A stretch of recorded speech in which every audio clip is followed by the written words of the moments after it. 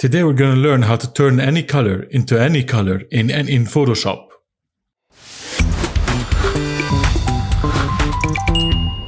Let's start with an object that is anything but black or white. Create a selection around the object. You can use the tool that works for you, the pen tool, the quick selection tool, the object selection tool, the select subject feature, whatever. Check the description for more info on how to use these tools. In this case, I'll simply use the object selection tool because whatever. Click once on the card to select it and maybe use the quick selection tool to fine-tune the selection.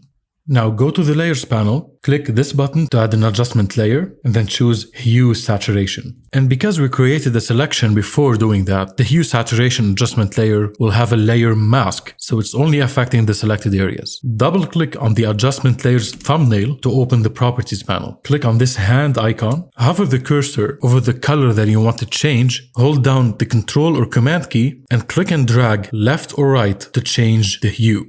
You can see the hue slider changing in the properties panel as well. You can also change the saturation and the lightness, so you can make it black or white.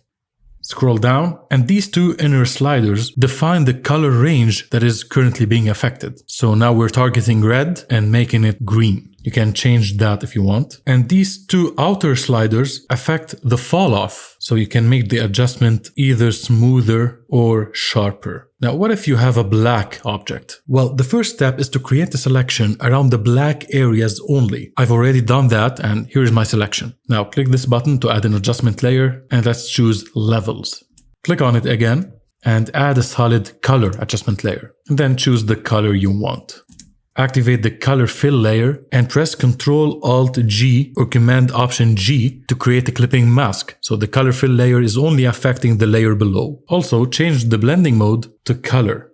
Now double-click on the levels thumbnail to open the properties panel and play with these sliders to adjust the shadows, the midtones, and the highlights. You can also use this slider to adjust how dark the darkest area is and how bright the brightest area is. You can also double-click on the color fill layer to change the color. Finally, if you have a white object, just like last time, create a selection around it, go to the layers panel, add the levels adjustment layer, add a solid color, choose the color, press Ctrl-Alt-G or Command-Option-G, but this time set the blending mode to multiply.